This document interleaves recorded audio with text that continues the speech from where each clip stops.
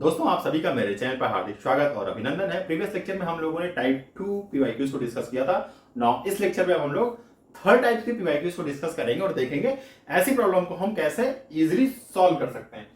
दोस्तों देखिए क्या है ना कि जो इस टाइप की जो प्रॉब्लम्स है ना, अब किस टाइप की है मैं वही बताता हूं। बेसिकली क्या होगा कि हमें ग्राफ गिवन होगा, पेयर ऑफ लीनियर इक्वेशन दिखाई जाएंगी और हमसे ये पूछा जाएगा कि भाई ये पैरेलल है, परपेंडिकुलर है, इंटरसेक्टिंग है, नॉन इंटरसेक्टिंग है, कंसिस्टेंट है या इनकंसिस्टेंट। तो दोस्तों ऐसी प्रॉब्लम को सॉल्व करने के लिए हमें पहला तो ऑब्जर्वेशन हमारा अच्छा होना चाहिए, दूसरा हमारे कॉन्सेप्ट क्लियर होने चाहिए। तो चलिए स्टार्ट करते हैं और देखते हैं ऐसी प्रॉब्लम कैसे फ्रेम होती है। 2024 में जो क्वेश्चन फ्रेम हुआ था कुछ ऐसा था। एक्स एक्सिस और वाई एक्सिस गिवन है आपको।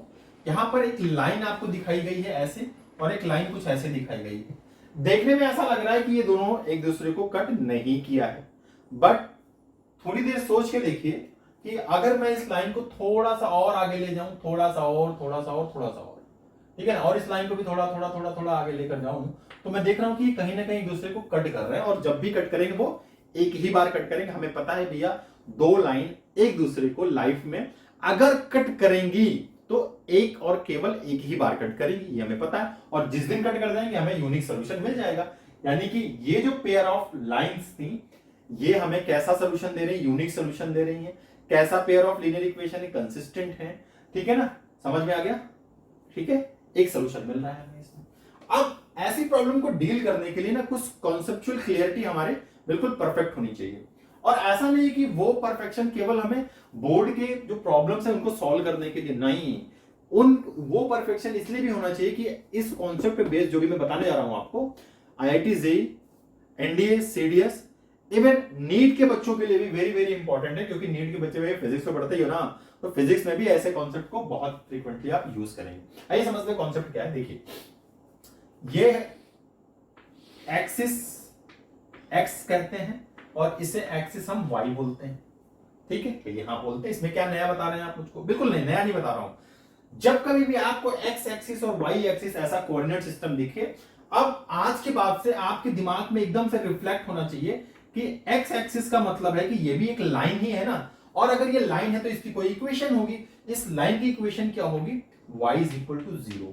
ये रिफ्लेक्ट होना चाहिए हमारे ब्रेन में, इमेजिन हो जाना चाहिए फट से, ठीक है ना। अच्छा, y एक्सिस का मतलब ये भी एक तो लाइन है, स्ट्रेट लाइन, इसकी भी कोई अपनी इक्वेशन होगी। इसकी इक्वेशन होती है x इज इक्वल टू 0। बस ये दोनों चीजें हमेशा अब आपके दिमाग में आज के बाद से रिफ्लेक्ट होनी चाहिए, ठीक है। इसका मतलब जैसे ही मैं कभी आपको बताऊं एक्स एक्सिस और वाई एक्सिस, आपके दिमाग में रिफ्लेक्ट एक्स और वाई तो आप बचपन से पढ़ते आ रहे हैं, तो एक्स और वाई के बारे में नहीं सोचना है आपको, बस ये ध्यान देना, अच्छा ये y इज इक्वल टू 0 की इक्वेशन है, इसका x इज इक्वल टू 0 है, ये आपके दिमाग में एकदम से रिफ्लेक्ट होना चाहिए, ठीक है ना, सोचना ना पड़े आपको। वेरी गुड, ठीक है ना। अब अगर आपको ये चीज क्लियर हो गया तो आप देखिए मैं इस पे क्वेश्चन कैसे फ्रेम हो सकते हैं। इस पर एक क्वेश्चन ऐसा फ्रेम हो सकता है कि भैया x is equal to 0 and y is equal to 0, ये पेयर ऑफ लीनियर इक्वेशन है। क्वेश्चन क्या हो सकता है बताइए, ये पैरेलल होंगी या परपेंडिकुलर होंगी, ठीक है, एक क्वेश्चन ऐसा बन सकता है। दूसरा वो क्या पूछ सकते हैं कि ये कंसिस्टेंट है या इनकंसिस्टेंट है। तीसरा क्वेश्चन वो क्या पूछ सकते हैं कि ये यूनिक सोल्यूशन मिलेगा या इनफाइनाइटली मेनी सॉल्यूशंस मिलेगा या नो सॉल्यूशन की कंडीशंस बनेगी। अच्छा, चौथा चीज वो ये पूछ सकते हैं कि भाई ये जो लाइन है ना, ये इंटरसेक्टिंग है कि नॉन इंटरसेक्टिंग है, ठीक है। इस तरीके से क्वेश्चंस इन दो सिंपल से इक्वेशंस पे बन सकते हैं। अब अगर आपको इनके कॉन्सेप्ट क्लियर है कि भाई ये तो बात हो रही है वाई एक्सिस की और यहां बात हो रही है एक्स एक्सिस की, ओहो अच्छा, तो ये तो साफ साफ दिखता है कि ये दोनों एक दूसरे को कट करती हैं, और जब भी कट करती है वो एक ही बार कट करती है, और कट कहां करती है? 0,0 पर। और यही x इज इक्वल टू क्या है? 0 है, और यही y इज इक्वल टू क्या है? 0 है। यही इक्वेशन आपको गिवन है। क्लियर, समझ में आया ना? तो समझ में आया कि ये ओरिजिन बेसिकली है क्या? x is equal to 0, y is equal to 0, यानी ये हमें ये बता रहा है कि ये लाइन की इक्वेशन है, करेक्ट, ठीक है, ये तो समझ में आ गया। अब जिस पॉइंट पे उन्होंने कट किया वहां पे x और y की वैल्यू गिवन है हमको, कट कर रही है तो इसका मतलब कि यूनिक सोल्यूशन की बात हो रही है। इंटरसेक्टिंग है क्योंकि कट कर रहा है, नॉन इंटरसेक्टिंग नहीं हो सकता। कट कर रहा है इसका मतलब कि पैरेलल भी नहीं है। अच्छा, पैरेलल नहीं है तो क्या है?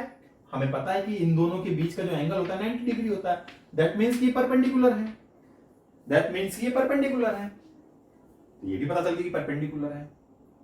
तो इस तरीके से अगर हमें एक्स एक्सिस और वाई एक्सिस की इक्वेशंस के बारे में पता है तो हम बहुत कुछ बता सकते हैं, ठीक है। तो ये कॉन्सेप्ट तो हमें समझ में आया। अब देखिए इसी कॉन्सेप्ट पे बेस्ड क्वेश्चंस कैसे फ्रेम हो सकते हैं उस पर भी थोड़ा सा हम लोग डिस्कशन कर लेते हैं, क्योंकि कभी भी ये क्वेश्चंस फ्रेम हो सकते हैं।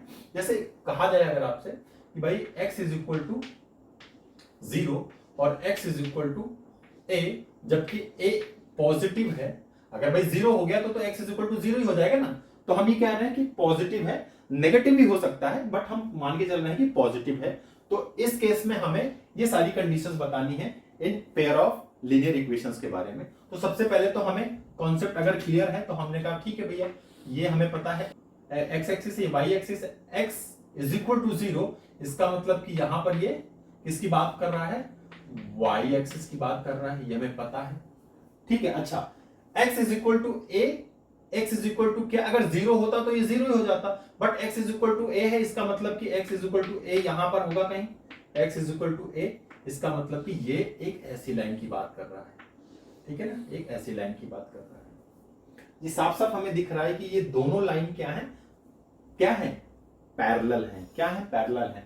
जैसे में पता चल गया कि x is equal to 0 and x is equal to a parallel lines हैं, इन दोनों के बीच कोई सोल्यूशन नहीं मिलेगा, ये हमें पता है। यानी कि ये inconsistent pair of linear equation है, पैरेलल लाइंस की इक्वेशन है, कोई भी सोल्यूशन हमें नहीं मिलेगा, यानी नो सोल्यूशन की कंडीशन बन रही है।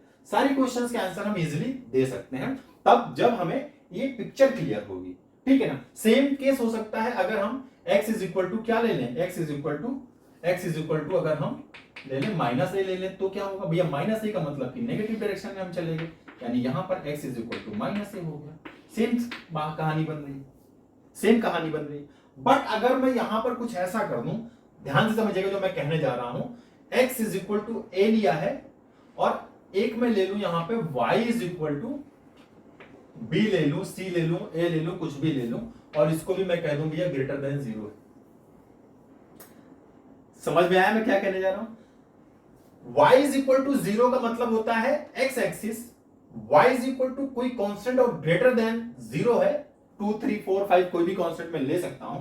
तो इसका मतलब हमें साफ पता चल गया कि वो जो लाइन होगी वो इस x एक्सिस के पैरेलल होगी और कुछ ऐसा ही तो होगी, ऐसे, यानी कि ये है y is equal to B और x is equal to A, ये है हमारे पास, ये दोनों भी एक दूसरे को कहीं कट कर रहे हैं, इसका मतलब कि ये इंटरसेक्टिंग लाइंस की इक्वेशन है, ये दोनों इंटरसेक्टिंग हो गई, यूनिक सॉल्यूशन मिल रहा है क्योंकि एक बार कट कर दिया है।